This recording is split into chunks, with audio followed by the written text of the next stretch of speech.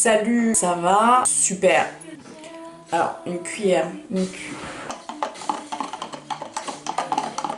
Je sors de la douche, j'avais vachement la flemme, mais bon, je me suis un peu déterre. Donc, la dernière fois, j'ai fait une story time sur la fête de la musique. Des retours entraînant des événements.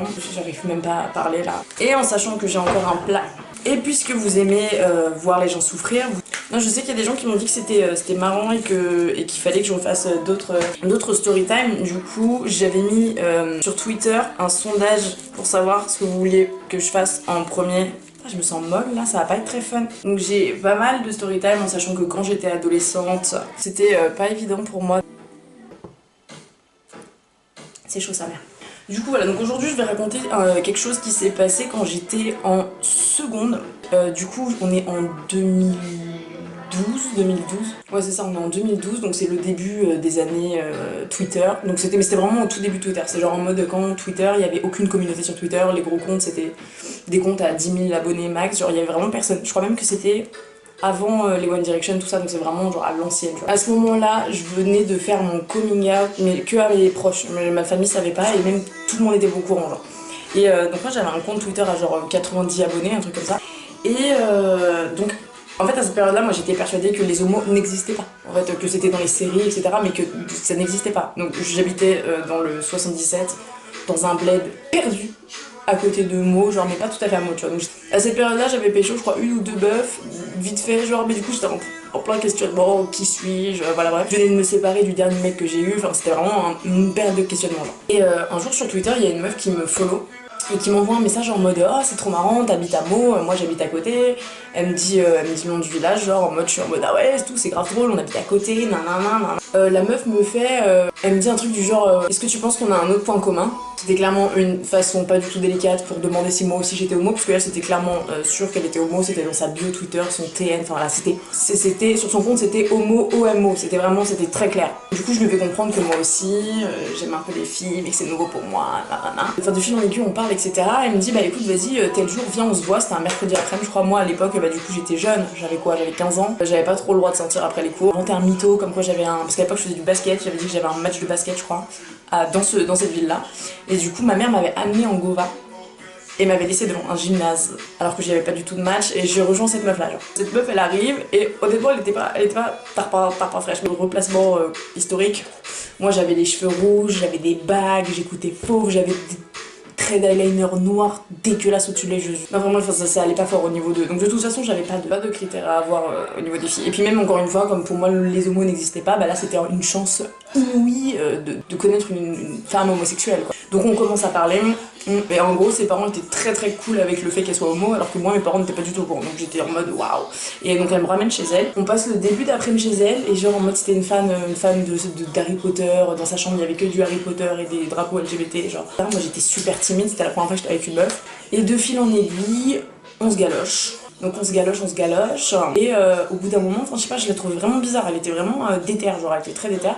Et moi j'étais en mode, moi j'avais jamais couché avec une fille, j'étais hyper, j'avais pas du tout envie de coucher avec elle, genre. Il s'est passé un truc, en gros sa mère est rentrée dans la chambre pendant qu'on était en train de se galoche. Et donc moi je me relève, je suis en mode oh les mains. Et sa daronne me dit bonjour, mais genre très chill, comme si sa daronne avait été tout à fait chill. Je suis pas sûre que j'aurais été à l'aise avec le même genre de relation, même si c'était avec un garçon vis-à-vis de ma mère à 15 ans, tu vois. D'ailleurs cette meuf on va l'appeler Sarah, parce que sinon voilà. Donc je pars de chez elle, etc. Je rentre chez moi, donc moi je suis en mode waouh, j'ai galoché une meuf toute la journée, c'est trop bien, super journée. Sauf que j'avais un sentiment désagréable, genre en fait, et le truc c'est que moi à l'époque je savais pas dire non. Ça veut dire que si quelqu'un me plaisait pas, par le simple fait que moi je lui plaisais, j'étais en mode et bah d'accord, pas de soucis, galochons-nous. Dans les jours qui suivent, elle propose de revenir, etc. Moi j'étais pas trop sûre, j'étais pas trop déterre pour la revoir parce qu'elle m'avait un peu fait peur, genre en mode elle m'avait un peu fait rêve, tu vois. Même on n'avait pas les mêmes centres d'intérêt du tout, on n'écoutait pas les mêmes. Enfin, rien qui passait, genre. Et en gros, je sais pas pourquoi, mais je suis quand même retournée la voir une fois, deux fois, trois fois, et en fait on se voyait de plus en plus souvent, et plus je la voyais, plus je savais que j'étais prise au piège, en fait, et que je me voyais pas, pour moi c'était inconcevable de lui envoyer un message pour lui dire écoute, faut qu'on s'arrête là. Moi je savais rien des relations, j'étais un bébé, j'avais 16 ans, j'avais 15 ans, qu'est-ce que tu veux que je fasse? Je connaissais rien, je savais pas comment m'exprimer, je voulais juste disparaître. Et à l'époque, comme j'étais très intelligente, J'en parle à une amie à moi, genre en mode de l'époque, et je lui dis ouais écoute, voilà, je sais pas comment faire, je suis prise au piège, nanana. Mon ami qui était débile aussi, puisqu'on avait 15 ans, on était débiles, évidemment. Donc qu'est-ce qui se passe?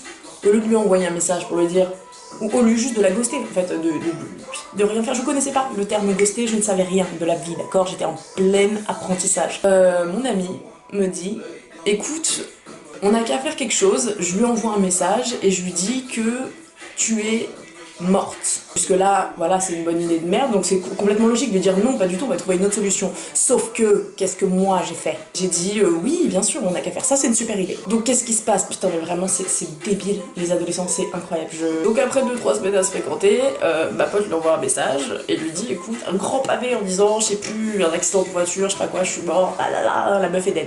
On lui dit la meuf est dead, donc elle, je sais pas trop comment elle réagit, mais j'imagine très mal en fait, hein, c'est complètement normal, on lui a fait croire que quelqu'un était décédé, enfin je me trouve le cul. Donc moi ma vie reprend, donc j'avance, je suis en seconde, Twitter commence à devenir un peu plus fréquenté, donc je commence à voir Twitter, etc. J'ai des nouveaux amis, je commence à traîner sur Paris, je pécho avec des meufs, c'était ma période fou, genre j'étais en mode barista, multiprise, mais j'étais en mode j'adore flirter avec les filles, enfin bref. Que j'ai fini par me mettre en couple, voilà, donc le temps passe, moi je suis en couple, et à ce moment-là sur Twitter, bon, je sais pas, il y en a peut-être qui me suivaient déjà à ce moment-là, mais en gros, on s'affichait énormément avec mon ex, et on était genre un gros couple Twitter, genre. Et je suis montée, je crois, à 3-4 000 abonnés, mais ce qui équivalait, je pense, à maintenant 10 000 abonnés, enfin c'était... En gros, c'est des comptes, genre tu vois très bien qui c'est, et genre juste, enfin tu les follow pas forcément, mais tu vois. Sauf que moi j'avais complètement oublié cette histoire, ça veut dire que c'était derrière moi. Et un jour, gling gling, notification Messenger, et je vois que ça m'a renvoyé un message, que dis-je, un roman descriptif, un parchemin, pour m'insulter tous mes morts. En gros, elle était tombée sur mon Twitter, donc elle avait vu que je n'étais pas du tout décédée, elle avait fait sa petite enquête, ça veut dire qu'elle n'a pas... Elle a attendu avant de m'envoyer un message, elle n'a pas du tout envoyé un message tout de suite. Elle savait où j'étais au lycée, elle m'a sorti mon adresse. Moi, je pète ma tête, je me dis mais qu'est-ce qui se passe? J'avais complètement oublié cette histoire, ça me retombe à la gueule, retour de flamme, enfin bref. Moi, panique au village, sur le moment, j'en parle à personne. J'en parle ni à mon ex, ni à mes potes de l'époque, j'en parle à personne. J'étais terrifiée, personne connaissait cette histoire. Parce que mes potes de cette période-là, c'était plus mes potes, c'était le... temps passe, moi j'étais en première, les années passaient, donc on s'est perdu de vue quoi. J'en parle à personne, et en fait il faut savoir que dans les petits villages, tout le monde se connaît. Donc Sarah, elle avait 2 grands frères, elle en a un, on s'en bat les couilles, et l'autre, il avait que 1 an de plus qu'elle, et donc en mode, elle traînait avec tous les potes de son frère, qui traînait avec tout le monde, donc bref, tout le monde se connaissait. Ce village était quand même à 20 minutes de train de là où j'étais au lycée, donc moi je me disais, il y a très peu de chances qu'on se croise, mais bref, le message était quand même très clair, c'était des menaces de mort. Elle allait faire en sorte que je me fasse exploser la gueule, enfin des trucs, moi j'étais bouleversée. Il se passe une semaine ou 2 où il se passe rien. Et là, c'est le début du cauchemar. Pendant, je sais pas, j'ai pas envie de, je crois 4-5 mois dans ces eaux-là, c'est énorme, c'est vraiment énorme. Il y avait des mecs qui venaient me chercher devant le lycée, je devais tailler en courant, il y avait des mecs qui m'attendaient à mon arrêt de bus, il y avait, du coup moi en fait il y a des jours je venais pas en cours, il y a des jours je recevais des messages de menaces sur des comptes anonymes Facebook, des comptes anonymes Twitter, sur Ask à l'époque je recevais des questions de menaces, genre j'étais en mode, donc je lui ai fait croire que j'étais morte, je n'étais pas morte, elle va faire en sorte que finalement je meure. C'est légitime, il y a pas de souci, moi je suis quelqu'un de très ouvert d'esprit, pourquoi. Sauf que j'étais pas hyper chaude quand même pour mourir, je crois, à ce moment-là, et j'en ai vraiment parlé à personne. Je crois que j'ai 2 potes qui étaient au courant, et c'est tout, j'en en parlais à personne. Ça s'est arrêté, et de là je me suis dit, bon bah ok, c'est fini, ça doit être fini. Au bout d'un mois où il y avait plus rien, je me dis ok c'est bon, on est passé à autre chose. Donc le temps passe, et je dois passer mon oral de français. Et pour aller à mon oral de français, donc je suis convoquée dans un lycée qui est pas du tout un lycée qui est dans ma ville, et qui est un lycée qui est dans une autre ville à côté, tu vois. Je vais passer mon oral, tout se passe à merveille, j'avais dead ça à mon oral, j'étais grave heureuse, je sors de mon oral, c'est la fête, jusqu'au moment où je marche, et sur ma gauche, je tourne la tête. Qu'est-ce que c'était le village où j'ai passé mon oral? C'était le village où habitait Sarah, évidemment, sauf que moi, j'avais pas tilté. Et donc je tourne la tête, et je vois une voiture avec les 2 portières arrière, des gens autour, genre quelqu'un côté passager, quelqu'un côté conducteur, côté passager. Et tout de suite mon regard est attiré par Sarah qui me regarde comme si elle allait manger ma mère, littéralement. Bien, c'est l'heure pour moi de mourir. Et là je commence à tracer mes grands morts. J'arrive à la gare, je me planque dans la gare, en plus mon train était dans 40 minutes pour rentrer, je suis en mode à tout moment il me chope, non, je trouve pas du tout, ils étaient en train de manger grec, ils étaient tranquilles. Et le temps passe encore et je rentre en terminale. Et en terminale, je commence à avoir un gros compte Twitter. Désolée, c'est mon café qui a du mal à passer parce que je suis un peu bouleversée, je laisse mes émotions me prendre comme ça et à tout moment je pleure quoi. C'était l'époque des storytime où tu pouvais même pas faire des threads, genre les tweets se suivaient pas, fallait que tu mettes des numéros et les gens allaient sur ton compte et regardaient. Et donc je raconte cette histoire.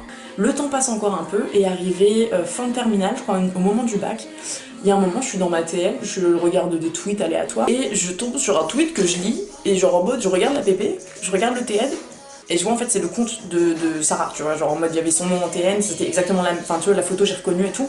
Panique de ouf, enfin, moi en fait ça faisait déjà des mois que je voulais lui envoyer un message pour m'excuser, enfin, même si l'histoire elle avait duré grave longtemps, genre, là je retrouve son compte et je pète ma tête, j'ouvre le truc pour tweeter, je tweete non vous vous souvenez de l'histoire de la meuf, non et que j'ai fait croire que j'étais morte, je viens de retomber sur son Twitter, non je tweete ça et ma TL remonte jusqu'en haut, ce qui veut dire que je perds le compte de Sarah. Pendant une demi-heure, je cherchais les mots-clés du tweet avec ce que j'avais cru lire comme arrobase. J'étais en mode recherche, je voulais la retrouver, lui envoyer un message, lui dire excuse-moi d'avoir été une sombre merde et impossible de remettre la main dessus. Mais ça veut dire que moi j'ai réfléchi énormément après cette histoire et je me suis dit, elle a dû en fait tomber sur mon Twitter après des nombres de fois incalculables, surtout quand j'avais mon ancien compte, et je me dis, à aucun moment elle m'a renvoyé un message, même d'insulte, ça aurait été avec plaisir. J'aurais juste voulu m'excuser, genre en mode de... Je vous ai vraiment un condensé de l'histoire parce qu'en vrai, genre j'ai épargné mes émotions pour pas vous faire vivre la chose à fond, mais vraiment c'était beaucoup d'angoisse. Et maintenant, avec le recul, je me dis, est-ce que moi, j'ai vraiment fait croire à une meuf que j'étais morte parce que j'étais incapable de lui dire que je ne voulais pas que ça aille plus loin entre nous? Avec quel calcul logique? Qu'est-ce que je consommais à cette époque? Qu'est-ce qui se passait dans ma tête? Est-ce qu'il y avait des connexions qui n'étaient pas encore faites? Est-ce que c'est la puberté? Je ne comprends pas. Je suis incapable de m'expliquer pourquoi j'ai été aussi conne. Et surtout, j'étais hyper surprise qu'après elle me menace. Horrible. Mais t'imagines un peu? T'imagines, t'es là, t'es dans la sauce avec une meuf, t'es dans le truc et tout, et d'un coup on te dit qu'elle est morte et tu te rends compte un an plus tard qu'elle est pas du tout morte. Pas du tout. En fait, ça doit être un cauchemar. Je suis... Ouais, histoire de... Enfin voilà, bon, cette histoire elle était assez courte. Je sais pas comment finir, ça m'arrange quand ça coupe, c'est hyper bizarre, qu'est-ce que tu veux que je te dise? Je te dis quoi, bisous? Je suis hyper mal à l'aise, je suis pas du tout à l'aise. Bon dimanche, mais attends c'est là le 14 juillet, c'est quand? Voilà, on s'attrape et à très bientôt.